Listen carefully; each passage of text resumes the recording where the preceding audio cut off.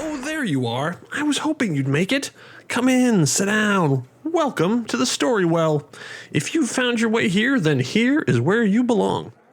And joining us at the table is one of our another multi-hyphenates, actor, director, writer, singer, Mandy Fabian. Thank you so much for being here.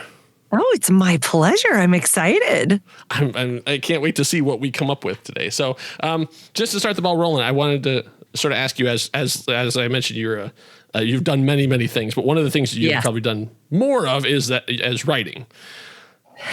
Yeah, well, I actually started off doing improv and sketch comedy, and I think I'm late to the game, but I haven't actually taken the test. But I'm like, am I ADHD or? I'm like, a lot of people have been suddenly. These things have been going around, and some memes have been going around. People were like, "Hey, wait a minute." Hold on a second. Those symptoms sound very familiar. So do you think that's where you put your 10,000 hours in? You think you've been more time on stage than you have behind a keyboard?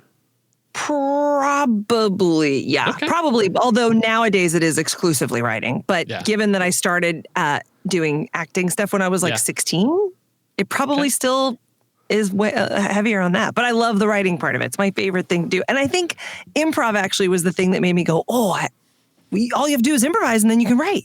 Yeah. Yeah, but it turns out they're complementary, but they're not necessarily the same thing. Curses. I guess, and then from my perspective, I guess what I was wondering about is, what are your thoughts on writer's block? Like, is something you struggle with? Do you get it? Like, and what are your sort of ways to get out of it if you find yourself in it? Yep. I have struggled from it for sure. And I have a tendency to kind of write when I'm not writing, for projects will kind of be floating in my brain. And I think I'm in a writer's block, but then if I can actually sit down and structure the time, then it all comes out in a flood, which is great. But if I'm really stuck and that's even the little inklings of a project is not even coming to me because I'm stuck. I'm so stuck.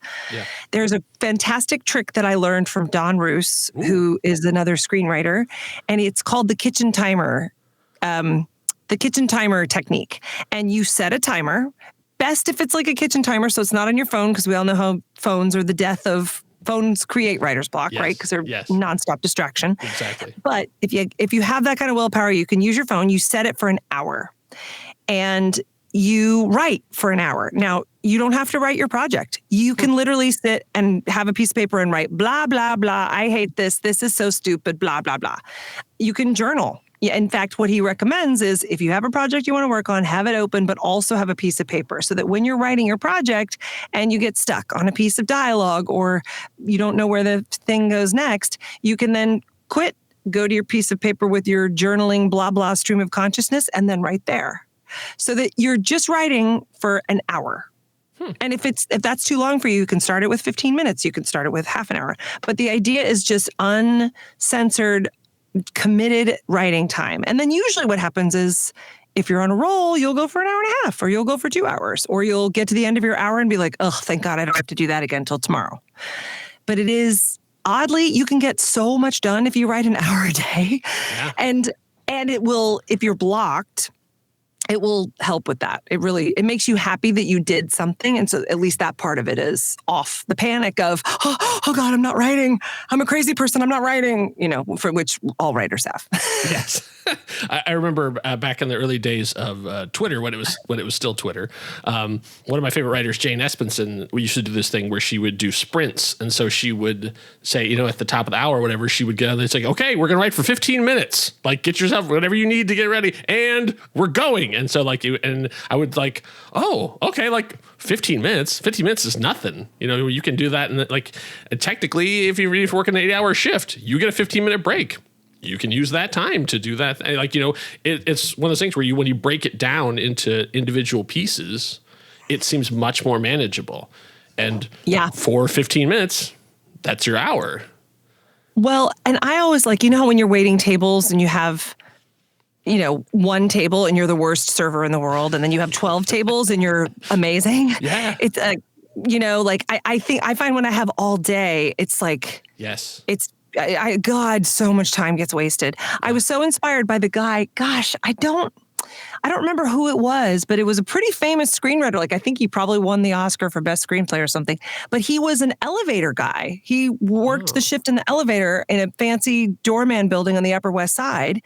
And he would write in his in the morning shift of while he was on his night job. He had two jobs. Like this man had no time and made sure that he took the time that he did have to work on his screenplay. And I thought, well, Jesus, if I've got a 6-hour stretch in the day when my kids are at school and I can't manage to get a page, what am I doing? I remember Ray Bradbury said he couldn't afford a typewriter, so he had to rent one. And so he would go to the library, and you'd have to, it literally had a coin-operated thing, and he would bring a bag of, I think it was dimes, and would have to, as he's typing, keep feeding it into dimes. And I was like, there's dedication. Like all of us who have these $100,000, these $100, $1,000 laptops or whatever, all these fancy things. And I was like, this guy had to get a story out so much that he was like feeding it dimes. Like talk about paying your dues. I mean, that is incredible. I think that hardship makes you more motivated in a weird way. I think, Yeah, I think it helps you value your time more because this is how you want to spend it because you have a story to tell. Mm-hmm. And speaking of telling stories, let's see if we can make up one. Let's do it. Okay, so I have a series of tables that I have made, and I have dice that I'm going to roll, and it will tell us sort of where we're going with this. So the first thing we're going to do is format. So there are 5 possible formats: book, TV, audio drama, film, play, or then guest's choice. So we'll see what we get. Oh, look at that. It's a guest choice. Oh. All right. So would you like to make up a story for a book, a television show, audio drama, a film, a play, or something else that's not on that list? Interesting. What are you feeling well, this right is now? weird. I write screenplays mostly. So, of course, I'm like, let's do a film because that's where my brain goes. But we could do TV. Okay. Because that's a little more challenging. So okay. maybe and TV can be we can be flexible. We can say this is a mini series. We can say this is an ongoing series. Like we'll see how the story develops. So you don't have to be locked into like 6 episodes, half hour. Like it can all be negotiated. All right. Good. So then let's see what our genre is going to be then. So I'm going to roll a 20-sided die. I'm going to do it twice, so we're going to get 2 genres that we can sort of mash together. So our first one, is that a 6? No, it's a 9. That is a 9. It is a romance. Okay. All right. We love the You're love. like, oh boy. Whatever. You don't know. You're with the romance queen. Oh, okay. Well, this is so I've been binging rom-coms It is now a spy romance. Ooh, fun. So okay. We've drifted into the Mr. and Mrs. Smith territory. Oh, Jesus. We've already sold it. I mean, how golden are we? I mean, I guess so. You can start thinking along. It doesn't necessarily have to be contemporary, but it can be. I mean, it might be interesting to sort of set it back in the 50s or something. All right, so start thinking along those lines, and maybe even if you're thinking ongoing or miniseries, while I generate us a plot. So I'm going to be using what's called the story engine. It's the storyengine.deck.com that makes things so much easier. Oh my God! Wait, I don't even know about this story engine deck. Great story engine. Like I say, this is not something I invented. I am happy to give them credit because the stuff is amazing. What the hell are we even talking about? Writer's block? Then Jesus, I should be using story engine deck. This is one of the greatest things because you can.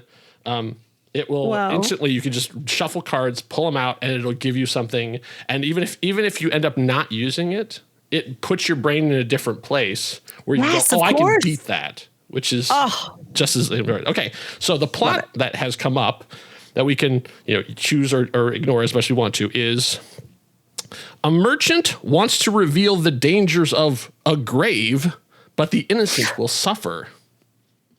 Interesting. It has supernatural tones. We're doing a spy thing, so we have to massage that a little bit. So before we start into that, so tell me what your first thoughts are. Okay, my first thought was a merchant. Made me think of maybe a jeweler, maybe someone who works at a store that sells engagement rings, since we're doing a romance, something like that. Or I like some sort of high-end jeweler that's it's one of those bracelets that you never take off and your beloved wears it as well. Yeah. Like some new trendy that kind of merchant. What do you think of that? I like that because it gets us away from that conflict diamonds and blood diamonds and all that sort of, De Beers nonsense that I don't want to support. So like getting it into that, I think is a lot more interesting to me. Yeah. Yes. Something that they like this merchant, they made specifically. Yes. Like it's a one of a kind thing or two of a kind thing. Like it's something that was made to order. Will that support the spy thing though? Do we have to sort of do them simultaneously? Or? I mean, it depends if we have it be that there also is like a microchip or there's, like there's some kind of like, or even like, okay, let's let's say a cipher, because you can just say cipher and people go, ooh, that like it takes both of them to be able to read. And it's the thing that cracks the code. Like you have to have both of them together. That's really... If you have to have both of them, then immediately we can separate our people and they have to get their relationship back together in order to solve this world crisis thing. Well, yeah. Or yes. And it works at this business, but doesn't know that these bracelets are actually some of them have the ciphers inside and they're used for, or maybe there was one special one, right? And she accidentally sold it. Yeah. And then either the spy, maybe the guy is the spy and he comes in and has to figure out where the hell, with her. I don't know. He wouldn't really need her for that. I guess we got to figure out, let's look at the romance of it then. We have to figure out, are these people who were together and something pulled them apart, now their fate has brought them back together, or are we going to have it that sort of a night and day thing where an ordinary person gets pulled into the spy life, or is it are they both spies coming together and they have that, it's like a doomed romance sort of thing of they're on opposite sides, but their love is stronger. That's the back to the Mr. and Mrs. Smith sort of idea. I guess how are you feeling in terms of the romance of it all? Are you more interested in telling the first love of immediately they're drawn across the room, or we're going to fix all our problems and also fix the world? Okay. You're very good at this. I'm enjoying this immensely. You really are. I like the idea that it is not first love, I actually like the idea that, he is a spy, but he also wants to have a relationship with this girl who doesn't know that he's a spy kind of thing, right? Or vice versa, that she's a spy and wants to have a relationship with this guy who doesn't know that she's a spy. So I like the idea of that's the conflict instead of them both being spies, maybe, or the romance part of it. Yeah, no, I think that's good. I actually like the idea of it would be interesting also a tiered thing of that. If he thinks of himself as an espionage thing, but all he does is crack codes all day, and then he meets her and she's a real, honest to goodness, alias, big time spy. And so they're kind of in the same business, but it's almost like she works on the 40th floor and he works in the basement and their paths would never cross kind of thing. I mean, not literally, but that's the same idea. So he thinks of himself as being in the same business, not knowing that there are actual real spies out there. So you kind of get that. Yeah. That difference in power dynamic too of she now has to sort of meet him in the middle. So they're in the same business but different departments. She's a badass. I mean, that's metaphorically, I was thinking. I mean, in terms of he also could be. I was thinking as opposed to he works at the post office. It's sort of he works for something in the intelligence organization, but he's a low level. Technically, he considers himself to be a member of the CIA, but he really just, basically maintains their servers or something. He's low end. And then she's an actual out there doing it. Yeah. Yeah. If you're more interested in the civilian aspect, we can do that too. I just thought it'd be interesting to sort of have them already kind of on the same team. Mm-hmm. No, we could totally do that. I haven't played this before, so do we have to hang on to the merchant part of it? No, not at all. We can interpret it however we want, or we could even ignore it if the subject, because best idea wins. Okay, got it. The only thing about them being in the same field is what's the conflict, right? What is the conflict then with that? So is it that he's vying for her job, or he's the one who screwed up communication to her on her last big mission, and he doesn't want her to ever find out. You're right. That turns it. That messes up. But they can have a conflict of it too, because we want them to sort of meet as equals, and having it be that she's awesome and he sucks doesn't really do that.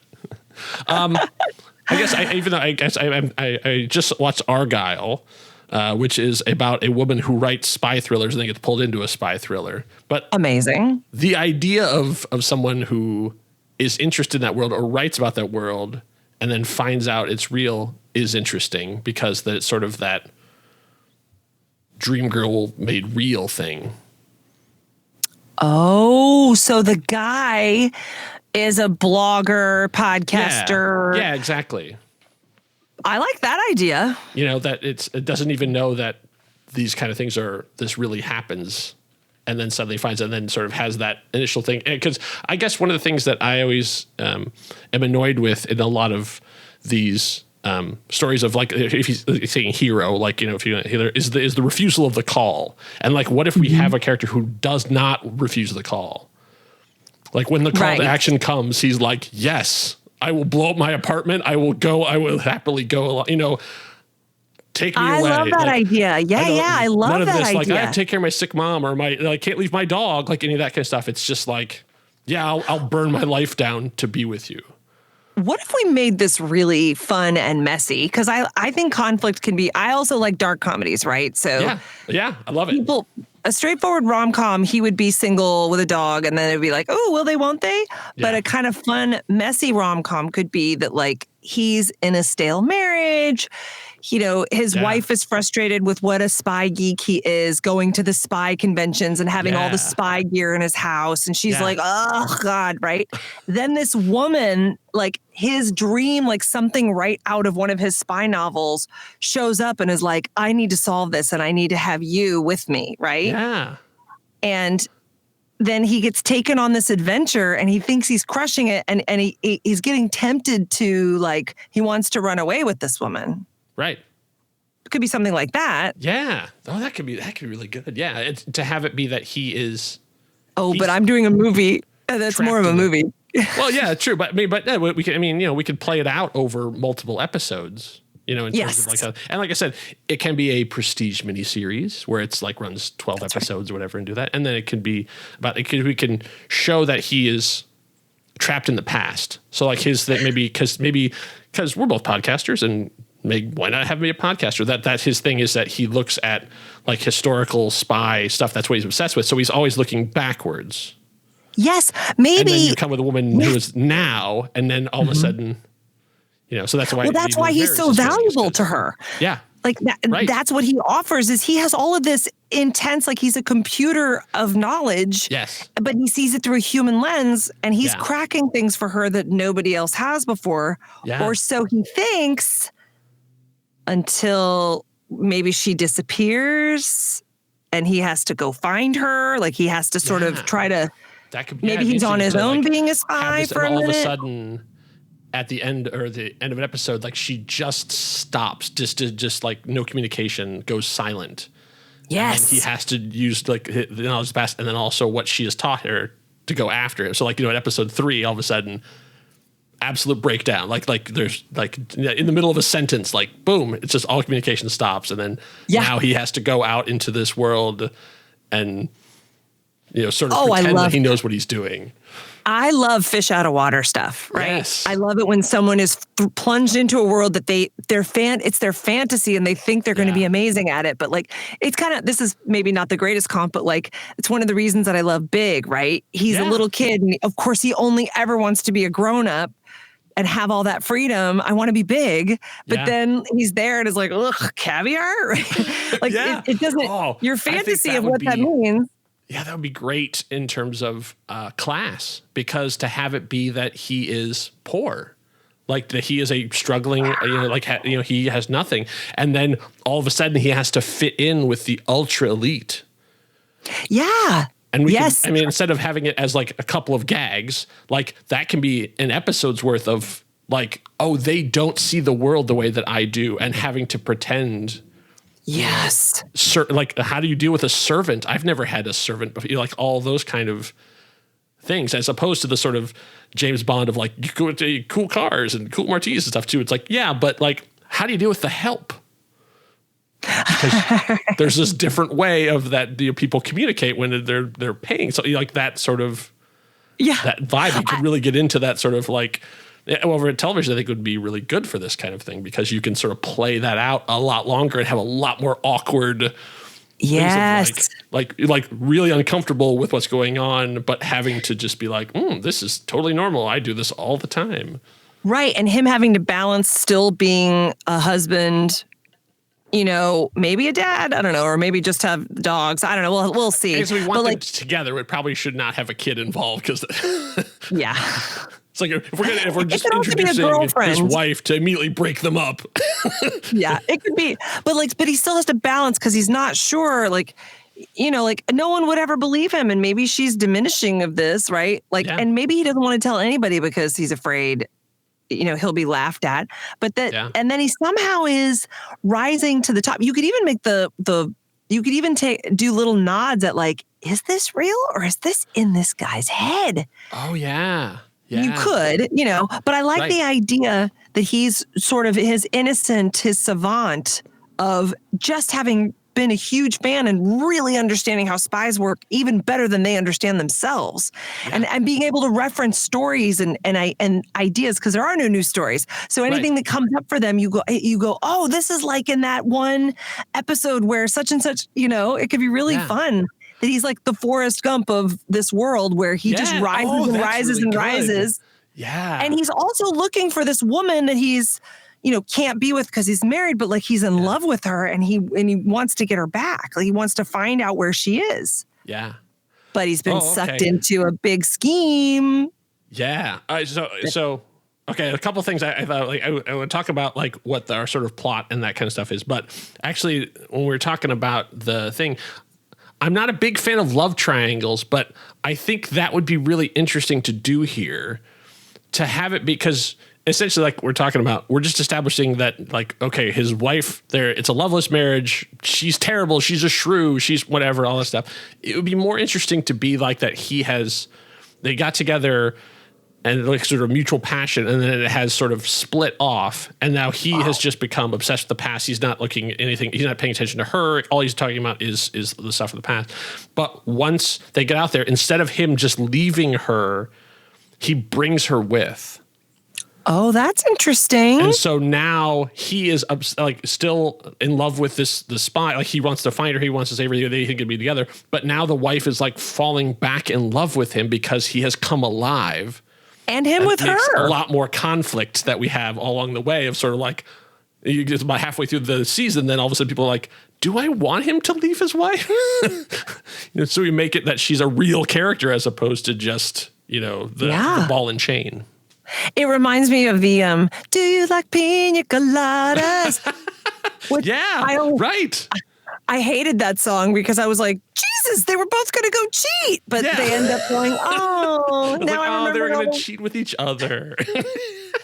Right? It could be really interesting. Maybe they were both into it. And then she went and then got a job. And then he had some sort of thing he was doing, but his dream fell apart. So he retreated back into what he loves and where he feels safe is his spy world. But he's never gotten his confidence back up. Right. And his wife is frustrated and wants him to be confident again. So seeing him in this space, where he gets to live out this fantasy. Right. And that it turns out, I also like the idea of him being really good at it.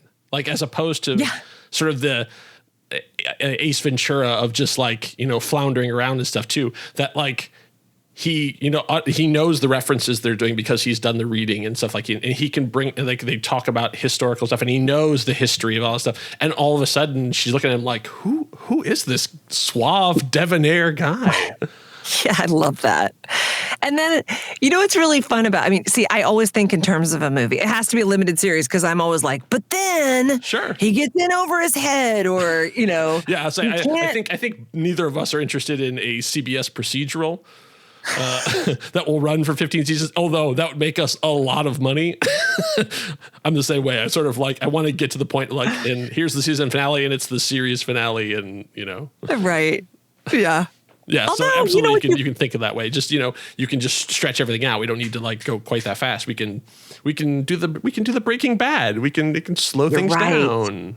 Well, also, you have to think about it now. This is actually helping me as I think of TV ideas to develop is this idea that then you can go, well, okay, so then there's a cliffhanger then. Instead of having it be resolved, the cliffhanger is he's in over his head. He's been abducted.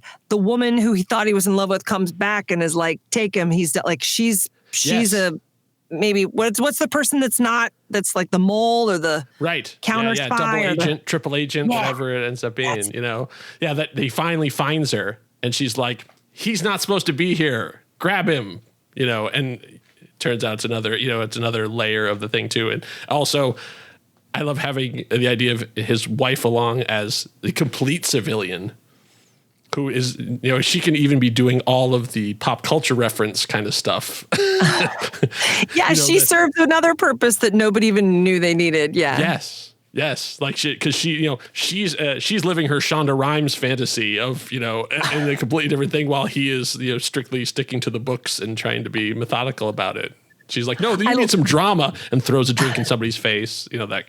I love that. That's so great that she's adding the Shonda Rhimes. And it could be really interesting too, because I thought about this earlier. I was like, wouldn't it be interesting if like once she disappears, maybe like her ex, who's another crazy handsome spy, of course, like kind of ends up liking this guy and they work together to sort of find her. And then when it all comes crashing down, then the next season could be the wife now has to find her husband. Yeah. With the help of the hot guy who she's developed a crush on. Like it's kind of it's I mean, it would be interesting then to have that. And then when the spy's ex shows up, it's a woman. So now it's like this guy and these three women, and sort of like, I am so out of my league here. Like what? and then it's the different pairings. It's sort of like having to be, it's him and the spy's ex-girlfriend who also is a, maybe even a free agent. Like, so she doesn't serve any country. She just is in it for the money. And then having them be on an adventure and like and then having the wife and like, this is how you build the world. It's like interesting characters, then different pairings. Yeah. And the spy's ex-girlfriend, I think, should be like a loose cannon, like a Mel Gibson. Yeah. Amoral, like really good at killing, like just like, well, we could just kill them. It's like, no, but maybe there's another way we can do this. It would be so much easier because I could get on the top of that roof with my rifle. Problem solved. Like, yes. Yeah. I love that. She's already my new favorite character. Yeah. I like that. That. Okay. So let's talk a little. I like that we got some really good, nice character stuff. So let's talk a little bit of plot stuff. Because I was thinking, like, what is it that this guy knows or has that makes him valuable in this thing? So if let's say that there's something from the Cold War or some kind of, spy thing that's from there. And like, because that he has studied history, he knows it, where all the people now they're dead or whatever. So like that he has put something together, or when she brings him something, he understands what this is. Oh, this is actually, from the Enigma cipher, whatever it is, like this is something from that time period, because all the people who actually had done this are dead. Yeah. And you could accessible because he's just a podcaster as opposed to like trying to get into Harvard or Yale or whatever, the people who are actually really history professors. Right. Oh, that's really interesting. Like if she's so what could be something? Because he's really good at AdWords. So when she Google searched, his name was at the top because he had paid for it. Advertising his podcast. Oh, right. Yeah. And that's why it came up first. So that's why she was like, oh, okay, this looks good. Like she clicked on the first link that came up. Yeah. Well, also what you could do, I mean, if you want to amp it up, like in terms of a story point and in terms of a meet cute, what if she's in the middle of interrogating someone, choking someone to death, whatever, and then as she's in a fight or choking them to death or planning how to poison them, like somehow Siri ends up, she says achoo, and then it plays the podcast, like whatever, and the podcast starts to come on. So as she's doing it, she's hearing this and she's like, who is this guy? And then she's in the middle of doing her big spy work, and then she either asks Siri or picks up the device and sees what the hell, this is the last thing this guy was listening to. Yeah, you say I'm good. That is so good because that is so 21st century. Like she could be interrogating the guy, holding down, and then screaming to him about like, what do you know about the Enigma cipher? And like somehow it comes out as Siri, what is the, and then it goes playing podcast, and it actually does the episode that he did on that thing that she's trying to find. And as she's like fighting, and there's like a whole fight scene playing as you're hearing him being like, what you need to realize is at the time that the Russians were in a position where they were, and I love this defeats so much. All these guys, and then goes, hey, he's pretty good.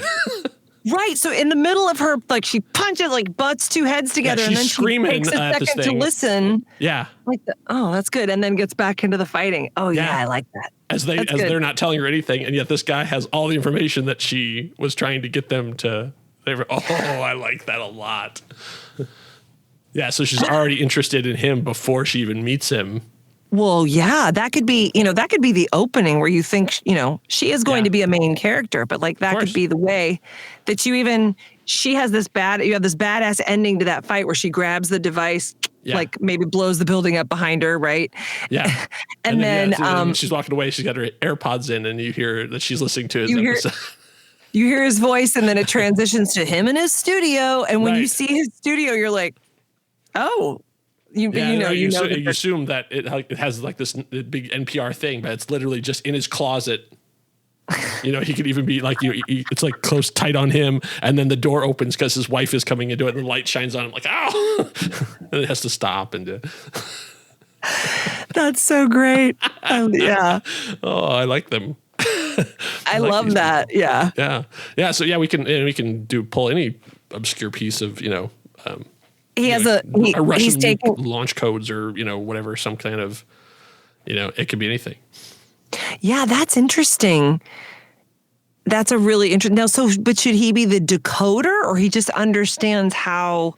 Yeah, I think he understands that time period of the world, or like they're like who the players were involved. So I mean, like obviously the things like Nazi gold or whatever. Like everybody's like, oh, they went to Argentina and stuff too. But like, what if there's something Eastern Bloc sort of related that is something that was like after Russia had like left? I don't know much about history stuff, as you can tell. No, me neither. And it's still here's the thing. I don't either. We can just, but they said something was left behind when Russia left, like Afghanistan or all the places that they left after their big expansion. They pulled back, and so there's a thing that's still out there that everyone's trying to find. We have to figure out, that's plot stuff. We'll have to, that's down the line.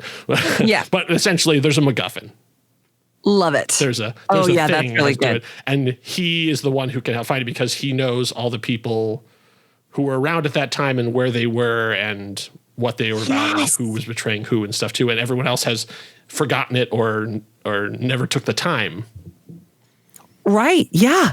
And I love that he would, what if also he actually has a piece of evidence that comes in like a little bit deep into the series?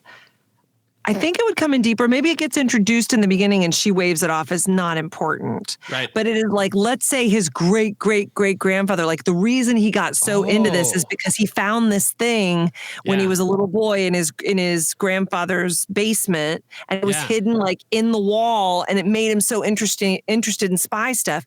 And he kind of like, right. And so that'd be really good. That his father had been like an agent for a different country and had a go bag, like hidden, ready for like when they came for him, he would be ready. And so like at one point he's exploring, he's doing this game stuff too, and then pulls the thing out, and there is money, there's fake IDs, there's gun, and then maybe pages and pages of gibberish, which he then spends his time decoding. And then finds out it's all this spy stuff too, and then that is what sort of gets him into this. Like, what was Grandpa doing? Where would he? What was his life like? He just he went overseas for a couple of years and then came back. Like, but what was he doing? Right, which is something that I like the idea that just for the sake of the series, for a story teaser sort of thing, you could have him find or mention the go bag. Apparently there was this bag. Nobody knows what happened to it in my family or something. Yeah, we don't talk about it. Could be, yeah. And then later you find out that that's something that she's been looking for. Yeah. Right? Yeah. Like that's why him. So we lead them down the path of, oh, it's this random podcast guy. And oh my God, he's really good at this. But then at the end of the season, you find out they were targeting him. They didn't know, but they were like, they used what he told them to get, like, he accidentally led them basically back to himself to get something that was going to help them crack the case. Right. Yeah. Because like inside there was whatever the thing is, like, the smoking gun, the piece of evidence, or some sort of like complex mechanical thing that would allow you to translate this code or whatever too. So it's like kind of like the for World War II, the Enigma machine of like, it's a mechanical thing, so it can't be predicted what it's going to do. But if you just know the right combination of things, a puzzle box essentially.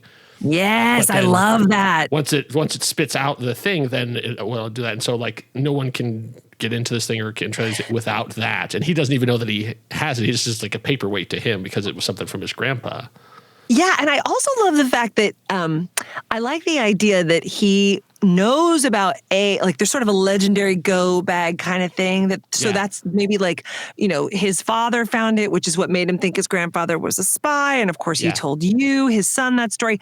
And I love the idea that you've made your own go bag that your wife keeps tripping over, not you, sorry, but the character, right? No, I get you. Yeah. That's like a giant suitcase.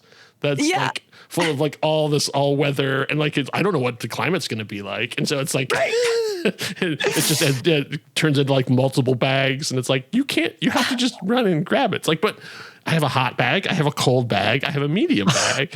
I just love the idea that a normal everyday man, like a normal everyday man has a go bag. Like you only ever hear about that if someone's going to go have a baby at a hospital or something, or if they're going to go to the hospital in a minute. Like normal people, I don't know. I'd say this is beautiful wife dialogue right here. Like this is like why do you have this? Like you can be like, when my sister had her baby, she had a go bag. It's the only time I've ever heard this before. Why do you have 5? Well, I'm going to get to yours eventually. None of those are for me. Like, well, you're very particular about when we travel. Yeah, I love that. I love all that. That's great. That's great. Yeah, we can even have them at the start just constantly. Because it could be that we have it that a similar. They were both passionate about something, but then she took on the responsibility of. It's funny. I was just talking to one of my friends who's an actress. She found an old bio, and the old bio had she's like I had dreams of becoming an actress. Now she works security for a bank. And it was like, oh yeah, it's like what changes as you age. So she took on the responsibility and got the straight job that's well paying, and she's good at it.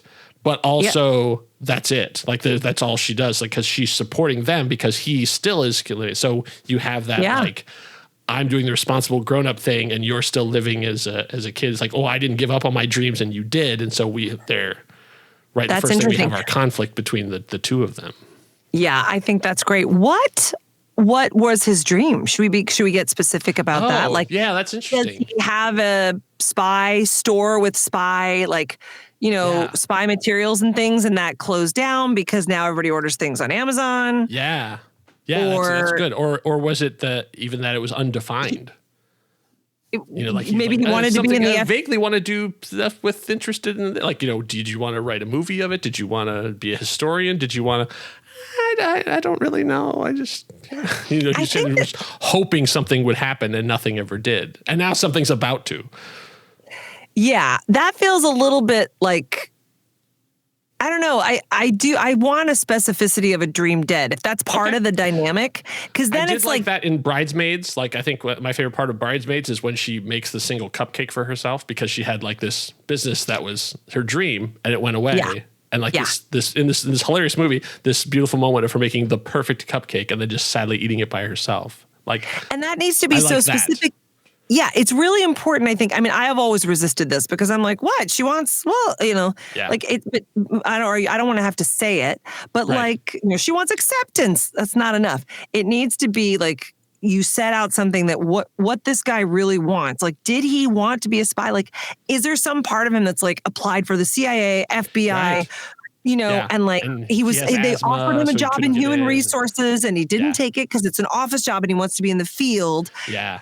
Something like that. And then in the meantime, he does something but hates it. Like there, I don't know. It all kind of feels like there is a right answer there, but I do feel like it needs to be something so specific. Yeah. That we then are rooting for him to get it, so that when he's doing this with the people, you go, oh God, he's getting his dream. Yeah. Like he's getting his dream. Now it could be that he just loves those movies, and just or this is a world that he's always wanted to live in. The idea that he had a thing and lost it kind of gives you I like that too. So like that he opened a spy themed bar or whatever, or even just like a museum and no one came because it's like no one is as passionate about this as you are, so it's like that's genius. You open up a monument and then no one comes to worship, like it's and so it's within a year it was gone, and then it's sort of like and it was just like the wrong time, the wrong place, the wrong whatever it was. It's just the formula didn't come out. So he had it and lost it. So he keeps like the framed picture of him like with cutting the ribbon or whatever is still on the wall. But now it's a bakery. Now it's whatever it is. It's a hot topic. Yeah, I love that. Yes, I love that. And by the end of it, he was paying people to come in. Right. Yeah, exactly. So then that's the thing is, so maybe if it was the museum, then now it's flipped and now it's become like a themed restaurant or whatever it is, like whatever we think is cooler, Sure. Like at the end of it, that's, he uses whatever the money they came around. Okay. So I guess then if we're going to have an end, yep. How do you see now we have the 4 characters in play. How do you see it sort of ending? Like, does he stay with his wife? Does he run, like, does he have a new relationship with her? Does they realize they've grown apart and like the spy and like they're both passionate about the same thing. And so they're going in the same direction. Like now we have the villainous X as also bouncing around in there. That's interesting. I think if it's a TV series, right, this is going to keep going for a while. Like Walter White never went back to being a high school chemistry teacher. If it was the movie, then it would may have right on some level, like I'm them all dancing together at the end, right? Yeah, exactly. But it does also feel like, well, how does this guy go from here to spy? Really, like that's a big, so that's what could be. Maybe he learns through, and I'm just offering this up. I love things that get tied up and that's more character driven, that the character has changed or learned something. So I like the idea that he's no longer lonely and, misunderstood by his wife. Like, I think it should heal their marriage. And I think his life should get bigger because of it. Yes. But maybe he, maybe he is like not in the field anymore because maybe his wife dies. Like, or, maybe she gets hurt. Maybe, or maybe he watches the woman that he had a crush on die. Or like maybe he has to kill a man and he realizes this isn't for me. Yeah. There could be something. I would like the idea if we have like the story ends in season 1, that something that he did kind of sets up season 2, essentially. Like now he's in this world, but he's also known. So you have people like who he crossed or who he betrayed or who he lied to, whatever, to now he's on their radar.